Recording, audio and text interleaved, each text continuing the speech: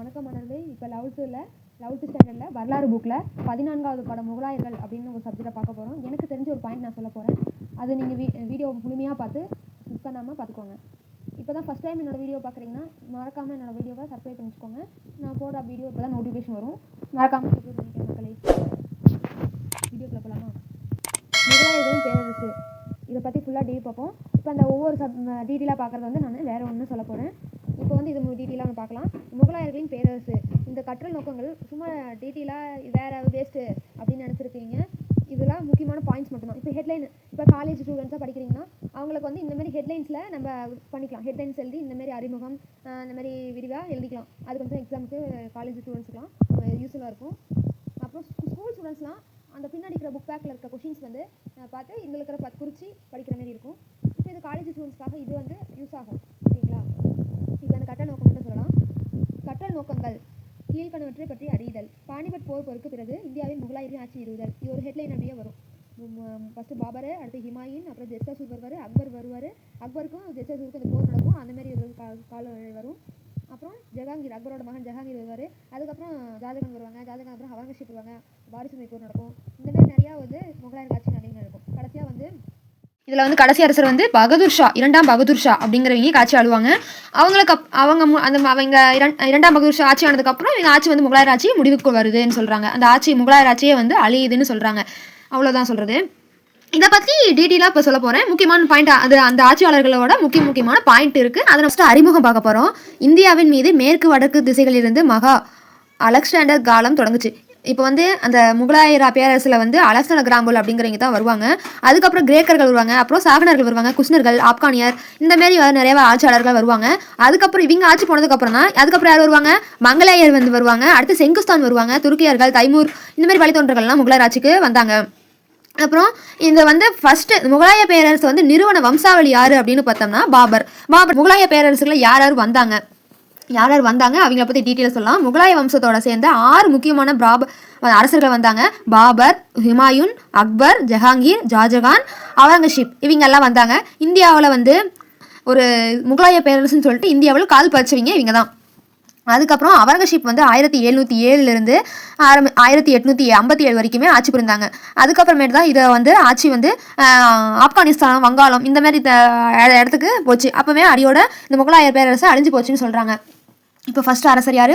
பாபரை பற்றி முழுமையாக பார்க்கலாங்களா? அக்ருதீன் முகமது பாபர் அப்படிங்கிறவங்க 1526 to 1530 வரைக்குமே ஆட்சி செஞ்சுருக்காங்க.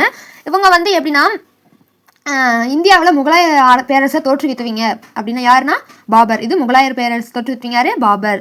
வந்து டிஎன்பிசியில் கேட்பாங்க. இவரோட இயற்பெயர் அப்படிங்கிறது பார்த்தோம்னா மிஸ்ரா அஸ்ருதீன் முகமது அப்படின்னு சொல்கிறது தான் இவரோட பேர். சொல்கிறாங்க பாருங்க. இவர் வந்து உதுமானிய துருக்கியர் சன்னி முஸ்லீம் பிரிவை சேர்ந்தவங்க. இவர் பாபர் யாரு? உதுமானிய துருக்கியர் சன்னி முஸ்லீம் பிரிவை சேர்ந்தவங்க. இவங்க வந்து 1526 முதல் பானிபட் போற இப்ராகிம் லோடிக்கும் முகலாயர் ஆட்சியை தோற்றுவித்தாங்க. பாபருக்கும் இப்ராகிம் லோடிக்கும் முதல் பானிபட் போர் நடந்தது. பாபர் வந்து புலி அப்படின்னு சொல்லுவாங்க. ஓகேங்களா? பாபர் வந்து புலி அப்படின்னு சொல்லுவாங்க. ஓகேங்களா? அது ஆண்டு வந்து எவ்வளோ? நம்ம முதலே பார்த்தோம் 1526 to 1530 வரைக்கும் ஆட்சி செஞ்சுருக்காங்க. அடுத்து பாபருக்கும் இப்ராகிம் லோடிக்கும் இடையே வந்து போர் நடந்தது. அடுத்து இதில் வந்து பாபர் வந்து 16 வயசில் இருக்குள்ள பாபர் வந்து 16 வயசில் இருக்குள்ள சிறுவனாக இருந்தாங்க. அப்போ தந்தையிடமிருந்து சமர்கண்ட உஸ்பெகிஸ்தானில் உள்ள ஒரு நகரம் வந்து மரபு ஒரு சொத்தாக பெற்றாரு. யாரு? பாபர். அதுக்கப்புறமேட்டு இவர் வந்து போர் ஏப்ரல் எத்தனை மாதம் நடக்குது? ஏப்ரல் 21, 1926. இதில் ஒரு 1 மார்க். ஓகேங்களா? இது ஒரு 1 மார்க்கு. அதுக்கப்புறமேட்டு இவர் வந்து அந்த பாபர் லோடிக்கும் பஞ்சாப் நோக்கி ஆட்சி செஞ்சுருக்காங்க. லோடி வம்சம் இருக்காங்கல்ல, அந்த அவங்களோட இருக்கும் பானிபட் போர் நடந்தது. எப்போ? ஏப்ரல் மாதம். ஓகேங்களா? அடுத்து கான்வா போர் நடந்தது 1527. இது யாருக்கு நடந்தது அப்படின்னு பார்த்தோம்னா பாபருக்கும் ராணா சங்காவுக்கும் நடந்தது. ராணா சங்கா இப்ராகிம் லோடிய சகோதரர் யாரு? முகமது லோடி. நோட் பண்ணி வச்சுக்கோங்க. இது முக்கியமான பாயிண்ட். என்ன வச்சுக்கோங்க. ஓகேங்களா? அடுத்து அப்படின்னு சொல்லுவாங்க. அடுத்து பாபர் வந்து சுயமரியாதை அப்படிங்கிற துருக்கி மொழியில தான் எழுதப்பட்டுச்சு. இவரோட மரணம் அப்படின்னு பார்த்தோம்னா டிசம்பர் அவரோட மரணம் எப்போ? டிசம்பர் 26, 1930, 1530. ஓகேங்களா? இவர் வந்து மூத்த மகன் யாரு? ஹிமாயூன் வாரிசாக்குனாரு. அடுத்து ஆக்ராவில இருந்து லாகூர் செல்லும் வழியில பாபர் வந்து இறந்தாரு. பாரசீக மொழியில புலமை பெற்றவர். பாபரோட மகள் யாரு? குல்பதன் பேகம் அப்படிங்கிற பேரு. பாபரோட மகன் யாரு? ஹிமாயூன். ஓகேங்களா? அவரோட படையெடுப்புன்னு பார்த்தோம்னா முதல் பானிபட் போர் 1526 நடந்தது. பஞ்சாப் ஆளுநர் தௌலகாம் லோடியோட அழைப்பை ஏற்று பாபர் இந்தியாவை வந்தாரு. டெல்லி சுல்தான் இப்ரகாம் லோடிய பானிபட் போர்ல இடத்துல நடந்தது. பீரங்கப்படை வந்து பாபர் வந்து எளிதாக வென்றாரு. இந்தியாவில் முகலாய பேரரசு உருவானுச்சுன்னு சொல்றாங்க. அவங்க நடத்தின போர் யாருக்குன்னா கன்வா போர் நடந்தது, சந்தேரி போர் நடந்தது, அடுத்து காக்ரா போர் நடந்தது. 1526 பாபர் வந்து ஆக்ராவில் காலமானாரு. அடுத்து பார்த்தோம்னா பாபர் எதனால அப்படி இறந்துட்டாரு? ஹிமாயூன் வந்து நோய்வாய்ப்பட்டு இருந்தாரு. எனக்கு அப்புறம் என்னுடைய மகன் தான் வாரிசு தான் வரப்போறாங்கன்னு சொல்லிட்டு இவர் நினைச்சாரு. ஆனா அவருக்கு அவரோட பாபரோட மகன் ஹிமாயூனுக்கு நோய்வாய்ப்பட்டு இருந்தாரு. ஆட்சியாளர்னு ஒரு பயம் ஆயிடுச்சு. அப்போதான் வந்து ஹிமாயூன் படுத்துட்டு இருக்க ஒரு கட்டல், அந்த கட்டில் மேலே படுத்துட்டு இருக்காரு. அப்போ வந்து பாசத்தின் வலையால அவனோட மகன் படுத்துட்டு இருக்க கட்டலோட சுத்தி வந்தாரு. 3 முறை சுத்தி வந்து மகனோட உயிர் பிழைக்க வச்சாரு. அவர் ஹிமாயூன் பொழைச்சிட்டாரு. பாபர் இறந்துட்டாரு. இதோட பாபரோட முடிஞ்சிருச்சு. ஹிமாயூன் அடுத்தது. ஹிமாயூன் வராரு. ஹிமாயூன் எப்போ ஆட்சி புரிஞ்சாங்க அப்படின்னு பார்த்தோம்னா 1530 1540 வரைக்கும் ஆட்சி புரிஞ்சிருக்காங்க. அவர் வந்து மறுபடியும் 1555 1556 எப்போ ஹிமாயூனுக்கும் அந்த ஜெர்சசூர் வராங்க இல்லையா, அந்த காலகட்டத்தில் வந்திருக்காரு மறுபடியும். இப்போ வந்து ஹிமாயூன் பற்றி பார்த்தோம்னா ஹிமாயூன் என்றால் ஒரு அதிர்ஷ்டசாலி. ஓகேங்களா? ஹிமாயூன் அப்படிங்கிறது என்னன்னா ஒரு அதிர்ஷ்டசாலி. ஹிமாயூன் ஒரு கல்வி மிக்கவர் அப்படின்னு சொல்லுவாங்க. ஹிமாயூனோட தந்தை பெயர் அப்படிங்கிறது என்னன்னா ஹிமாயூனோட தந்தை பெயர் அப்படின்னா பாபர் ஹிமாயூன் அப்படின்னு சொல்லுவாங்க. இவரோட வாரிசு மகன் யாருன்னா அக்பர் தான்.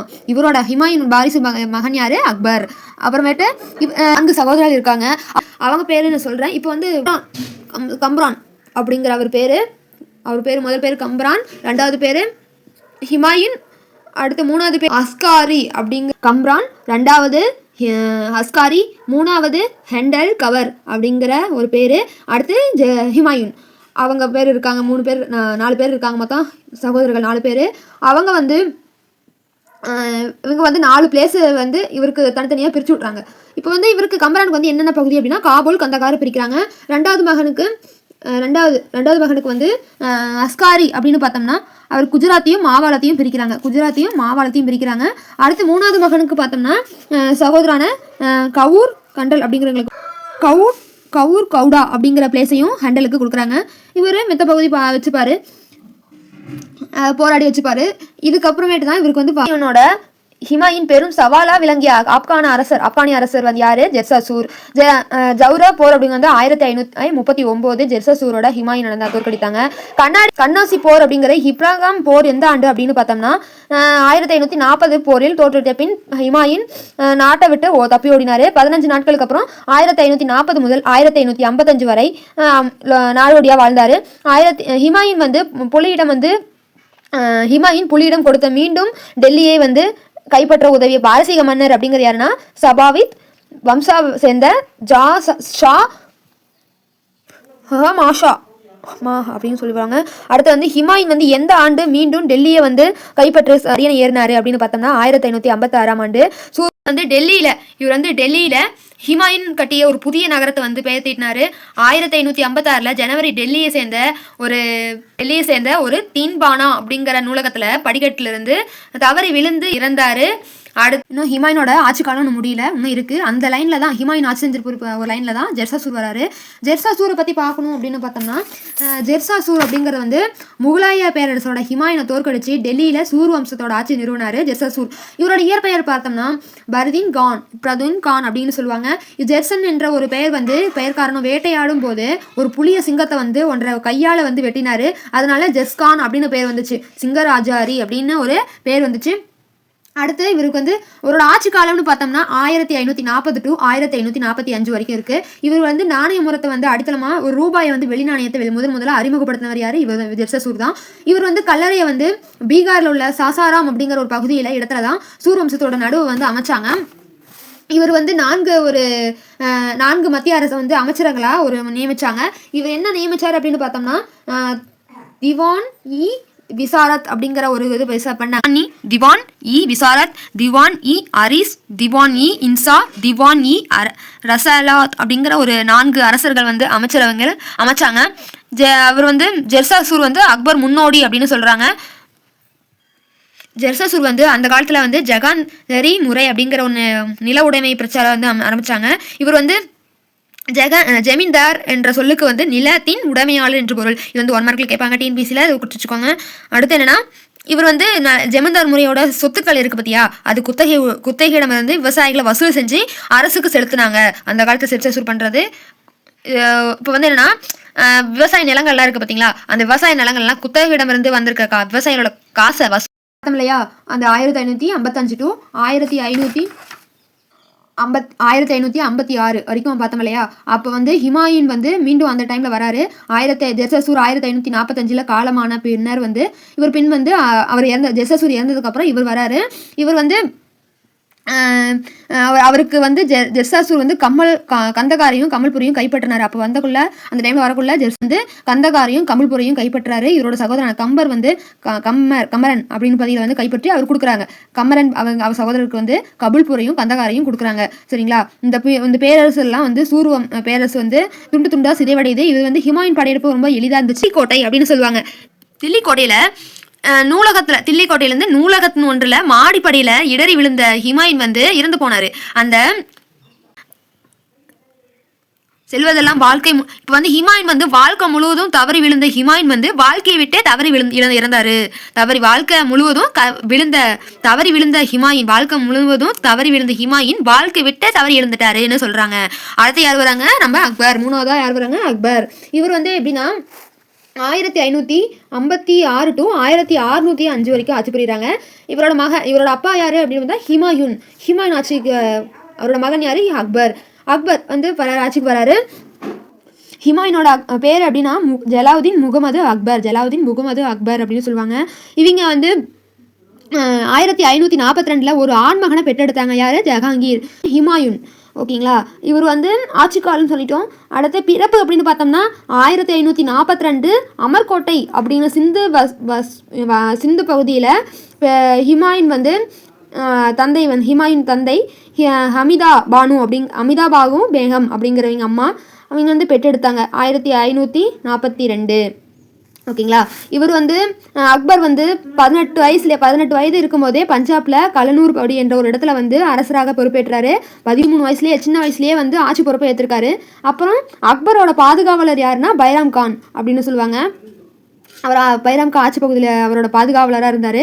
இவர் வந்து 2ஆம் பானிபட் போர் நடந்தது 1556 நடந்தது. இவர் அக்பர் படைகளோட பைராம் கானோட நிலைமை ஆப்கானிய தளபதி வந்து இடையே நடைபெற்று அக்பர் வெற்றி பெற்று டெல்லி மற்றும் ஆக்ராவை வந்து கைப்பற்றாரு. ஆக்ராவை மீண்டும் முகலாயர் பேரரசு வந்து கைப்பற்றிட்டு அவர் வந்து அடுத்து ஒரு ஆட்சியாளர்களுக்காக போர் பெய்யன்னு சொல்லிட்டு ஆரம்பிக்கிறாரு. அக்பர் வந்து படைகளுக்கு மேவலர் மன்னர் யாரு, மகாராணா அப்படிங்கிற ஒரு பிரதாப் சிங் அப்படிங்கிறீங்களா இடையே போர் நிறுத்தம் செய்கிறாரு. அடுத்து வந்து என்ன பண்ணுறாருன்னா மன்சப்தர் முறை அப்படிங்கிற ஒன்று அக்பர் நடத்துறாரு. இவர் வந்து 14வது வயதிலேயே வந்து முடிசூட்டி கொடுத்தனால இவர் 14வது வயசுலேயே வந்து தலை சீர்ந்த ஒரு பாதுகாவலர் அப்படிங்கிற விளங்கியவர் பைராம் கான். இவர் வந்து 2ஆம் பானிபட் போர் 1556 அக்பருக்கும் ஹேமு அப்படிங்கிற ஒரு வீரருக்கும் நடக்குது. அப்போ வந்து அம்பு பாஞ்சி மயக்கம் அடைஞ்சிடுறாங்க. இதனை பயன்படுத்தி முகலாயர் படை வெற்றி அடையுது. அப்புறமேட்டு அக்பர் பாதுகாவலரான பைராம் கான் வந்து மெக்கோ செல்லும் வழியில் ஆப்கானியர் ஒருவர் வந்து கொல்லப்படுறாரு. பைராம் கானோட குடும்பத்தை வந்து டெல்லிக்கு அழிச்சு அவருடைய மகன் வந்து அக்பர் கிராம் அப்படிங்கிற என்பவருக்கு கான் இ கதான் அப்படின்னு ஒரு பட்டத்தை வந்து விளங்குறாரு.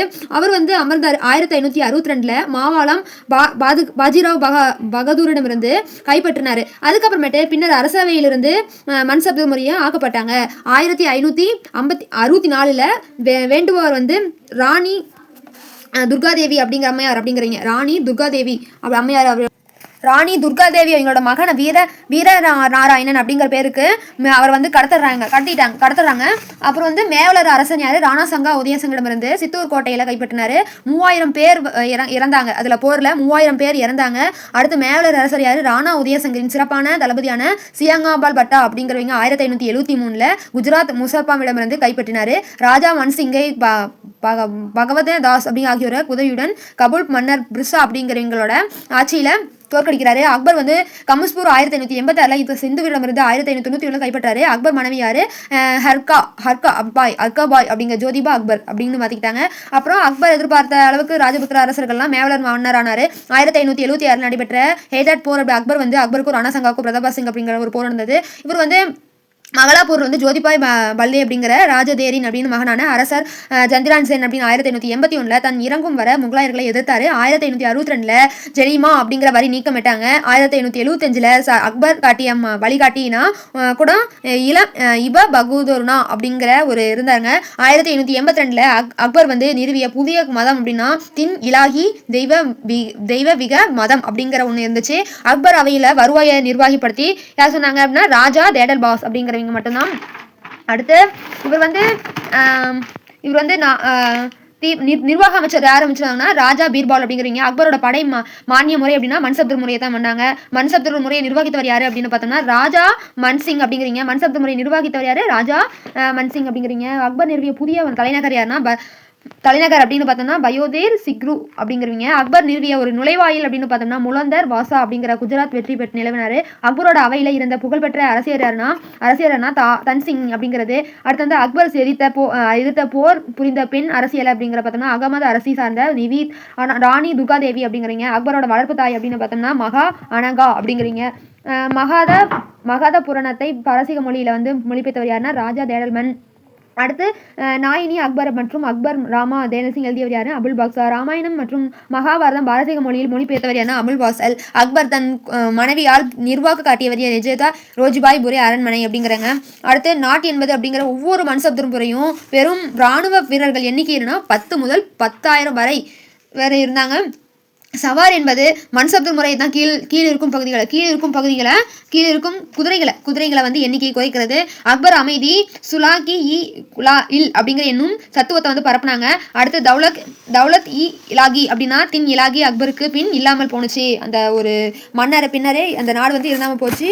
அடுத்து வந்து அக்பரோட கல்லறை வந்து சிக்கந்தரா அப்படிங்கிற இடத்துல இருக்குது. கட்டியவர் யாரு? ஜஹாங்கீர் கட்டினாரு. அப்புறம் குருநாம் துசுக்கி அப்புறம் அமுர்துல் அப்படிங்கிற அக்பர் வந்து பரிசாக வழங்கிய இடத்துல தான் பின்னர் அந்த ஹெர்மிந்தா ராகி கருவறை வந்து கட்டப்பட்டாங்க. அக்பர் காலத்தில் சில சிறந்த ஓவியர் அப்படின்னா தர்சிவர் அப்படின்னு சொல்லுவாங்க. இவர் வந்து கடைசியாக வந்து மொழியாக்கம் செஞ்சது என்ன அப்படின்னா தௌலுக்கி இலாகி அப்படிங்கிற தின் இலாகி அப்படிங்கிற அக்பருக்கு பின்னர் இல்லாமல் போணுச்சு. அதுக்கப்புறம் ஜஹாங்கீர் வருவார். அது நெக்ஸ்ட் வீடியோவில் பார்க்கலாம். இது வரைக்கும் உங்களுக்கு புரிஞ்சிருக்குன்னு நினைக்கிறேன். நெக்ஸ்ட் வீடியோவில் பார்க்கலாம். இந்த அடுத்த வீடியோ ஜஹாங்கீர் பற்றி நான் போடுறேன். நெக்ஸ்ட் வீடியோவில் பாய் டாட்டா.